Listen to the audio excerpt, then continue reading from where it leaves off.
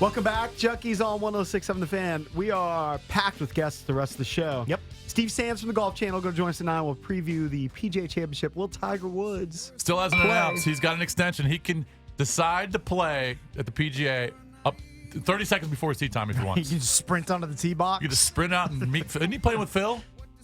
I think so. He's playing with Phil. Patty Harrington. Yeah. That So he was can supposed wait to be the 30 seconds before the tee time and just run up there and say, "Hey, what's up, Phil? Let's I like play." it. So we'll talk to Steve Sands But I coming say up it's at not 9 gonna o'clock. Always love talking to Steve. Scott McBrien, former Maryland quarterback, now an analyst with the Big Ten Network, going to join us at 9:20. And speaking of the PGA, Jason made a big deal of this. Really hot chick who was in the background in the gallery when you watched the Bridgestone. Rory McIlroy won over the weekend, and her name is Ashley Bongiovanni. That's why we're having People have now all found Bon out Jovi songs all day long. Yes. That's her the- name. That's the Drab theme. found her on Facebook and exchanged information. She's scheduled to join us at 9:40. She has the hotline number, so we may talk to her. But real quick, We're let's punch grasping up on that our one. winner. Somebody who's going to be joining us at the Junkies Possibly PPC our Poker winner. Stop. He's got to give us the correct hand here. Oh, that's right. yeah. It's Con from Centerville, who we knew maybe, 15 years ago. Because I asked him, I was like, we used to know this guy Con from Chicken Out. He used to bring us food back in the day when we were in Fairfax. And Coming up on 19 years. And then he started working for Red Robin. Didn't you? Back in the day, Yeah. I did. Now- You Bottomless used to come see me at fries. Dulles. What's up? Who are you working for Shocker now? Lurch extended it to Red I actually Robin. got out of the restaurant industry. You know what? Smart move. Yeah, 9 to 5 is kind of nice. But anyway, Con's a longtime supporter and listener of the show. And do you have the poker hand? Full house, aces over kings. Correct. You're a winner. You've won your spot into the first annual Junkies PPC Poker Stop, August 24th at Maryland Live Casino. Con, All right, we'll Con. see you there. Yeah, we'll see Much you there. appreciated, guys. Nice I job. don't remember what you look like at this point. It's been like 15 years, but say hello. Definitely. All right, buddy. right. See you. All right, guys, be good. All right, Stay that's on Con. hold. Stay on hold. So you actually extended the horns from Chicken Out over to Red Robin No, back in the day. no. I didn't extend them. This is what happened. Red Okay. Robin. There's a Red Robin restaurant near my house that my daughters love. Okay. And we went there one day, and he just happened to be working there. I didn't know he was working there And you're until like, I walked in. "Con." He came over to me and said, "What's up?" And I said, "Hello, Con." Did your eyes light up when you saw him working there? Well, I knew what was coming, Hamburger. but he wasn't there very long. I don't remember him being there very You knew long. that a hero bill was coming. I don't know if it was a hero bill. It was close to it. Pretty close. Lurch got horny. He did get horny at the Red Got Robin. the Texas Longhorns. All right, that's the only time I get horny. All right, join us right now, our Redskins beat reporter, Brian McNally. What's up? What's happening, Brian? What's up, boys? Hey, Brian, What's how going many times have you been to like the same restaurants in Richmond at this point? I'm guessing he's shaking it up. on? I don't think we haven't been to Bud and Ned's like 3 times already. It's, Yeah, but it's good. Good Richmond, barbecue. Richmond's got some cool spots if you wanted to go out and have a cocktail. No, it definitely does. We'll take advantage of that coming up. We're leaving today, but we'll be back on Friday, and we'll take advantage of some this weekend. Now, you don't have that much more to go there in Richmond, do you? Aren't they breaking like August 12th or something? Yeah, it's really not. I mean, it's light at the end of the tunnel here. You go back to DC today after practice. Game tomorrow. Friday's an off day, so the players will start trickling in again Friday night, and then it's just Saturday, Sunday, Monday, and then there's a scheduled practice on Tuesday. Just probably a light one in the morning, and that's it. Then they break camp, and Then you're done, right? back to Ashburn. Yep. So after they leave Richmond, just scheduled practices at Redskins Park in Northern Virginia. That's Absolutely close to the public and all that, but yeah, just scheduled practices throughout the week in Ashburn. Man, that's Cupcake City, man.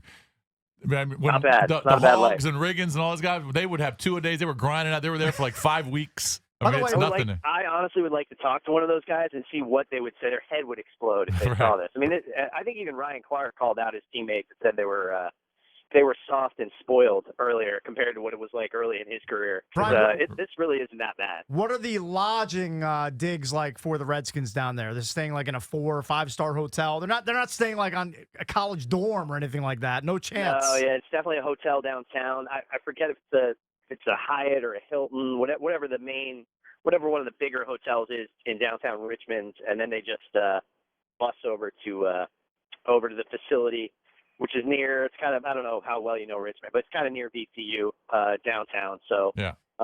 It's really not for them. This is not Carlisle for sure. They're not doubling up in a dorm room somewhere. Right, with no AC.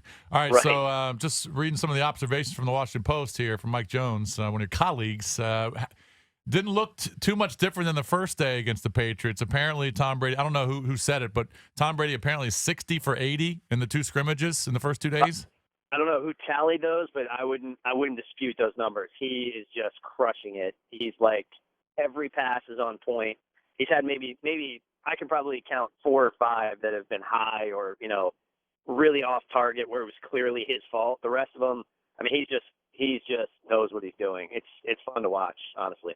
Is it just like a completely different level? I know when I went to training camp last year, to me, just watching the quarterbacks, most of them look the same. They can all make throws. But is it just different level watching Tom Brady even compared to RG3? Absolutely. I mean, you just see the timing of it. I mean, he makes passes. And I know some of this is, him being in the same offense for, a decade and a half at this point. It's just automatic to him. But it's just the way he makes the passes. I mean, a guy won't have even made his break yet, and the ball's already out of his hands to the spot where the guy needs to go. And Tom Brady's got a little. I mean, I think people know this at this point, but I mean, he's got some fire to him. Like even in a training camp situation where you wouldn't think it would matter that much, he'd just be on cruise control.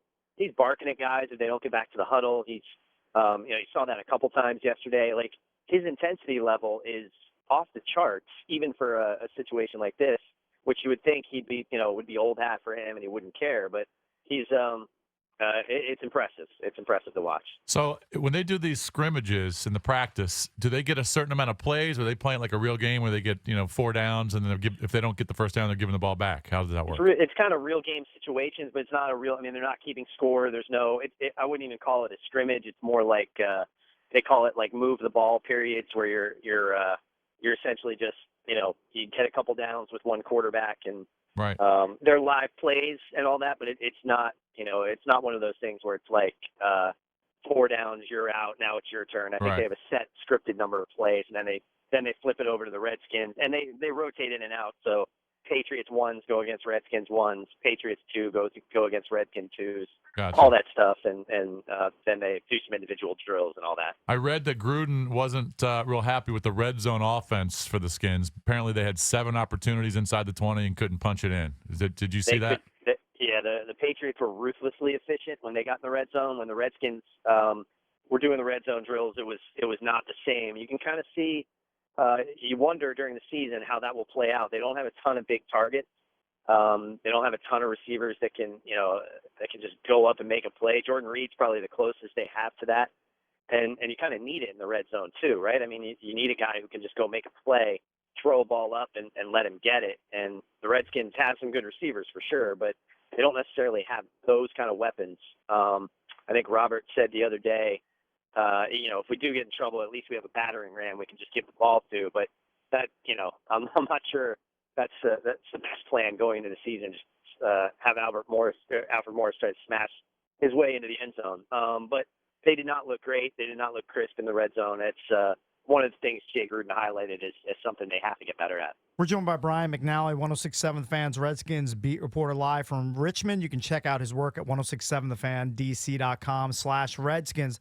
Has Coach Gruden gone on record yet as to how much playing time RG3 and the starters are going to get Thursday night in the preseason opener? Is it up for debate because they haven't looked so crisp at this point in the joint practices with the Pats? I don't know that this week will determine that. I think it's more, injury situations and that kind of thing. Certainly I wouldn't expect someone like Pierre Garçon to play at all, dealing with a hamstring injury. Ryan Clark is as well.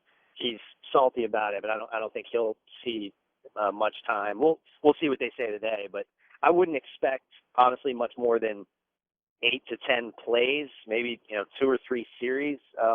He was vague about it yesterday, but I just can't see the starters going much more than that. There's really no reason to. I mean, you want guys to be sharp, but there's time. There's still 3 preseason games left later in the month for them to kind of ramp up the playing time. How many series or plays do you expect Robert to play? I would guess 3 series. So you're looking at first quarter, 10 to 15. Yeah, first quarter maybe. Yeah. Depending how many times they get. I mean, if they get the ball once, then that may be enough. But I wouldn't expect him much beyond the first quarter. What's the latest health status on Jason Hatcher trying to get back from the knee scope from a few weeks ago? Yeah, I think still up to the trainers. I mean, next week looks pretty good, I think. That's kind of been the plan that he would start, after the Patriots game they would kind of get together with the doctors and say, okay, that, he's good to go. We can get him back out on the field. And you definitely want to see what he can do, but still so much time before the regular season. I'm not even sure early next week if they push it, if they give him maybe a few more days after that. The next practice after the Thursday game will be Saturday, so they go Saturday, Sunday, Monday, Tuesday. I'm not sure you even need to see him in Richmond, so maybe they wait till they get back to Ashburn and give him an extra week to get another week of recovery and see if he can test the knee after that. All right, Brian, have a safe trip from Richmond back up to the D.C. area for the opener tomorrow night as the Skins take on the Pats at FedEx Field. Thanks again. Thanks, guys. Appreciate it. Yep. You can follow him at BMcNally14 on Twitter for all of your latest Skins info. Frustrating part for me will be we're all excited and geared up for preseason. The frustrating part is actually watching preseason. Well, you know you're what? dying for it, and then you actually see it. Well, because you just know that you're that much closer to the regular season. Right. I'm taking a different approach. I'm just going to appreciate the preseason for what it is. I'll tell you what I'm not exhibition, doing. getting you to the regular season. I'm not doing this, which I used to do, is getting enamored with preseason stats and taking a flyer on some receiver in fantasy. Yeah, don't do that. Who looks amazing That's in dumb. preseason and then does nothing come the regular season. I've fallen into that trap many times in the past. I remember 9 o'clock, we'll preview the PGA Championship. Steve Sands, our buddy from the Golf Channel, will join us at 9:20. Scott McBrien, former Maryland quarterback, new analyst for the Big Ten Network. He's going to join us at 9:20. Also, one of Lurch's playing partners today at Congressional Country Club. Scotty Mack. Yes. Bunch of gonna be playing with him. sandbaggers out there. Scheduled to join us at 9:40. Ashley Bongiovanni, the hottie who Rory McIlroy was staring down in the gallery He loved at her. the Bridgestone. Probably She still was thinking about it this week. prominently featured on the television broadcast. Hottie in the background. We'll talk to her at 9:40. Coming up next, there was Edward Snowden. Now, is there a new leaker of classified U.S. documents?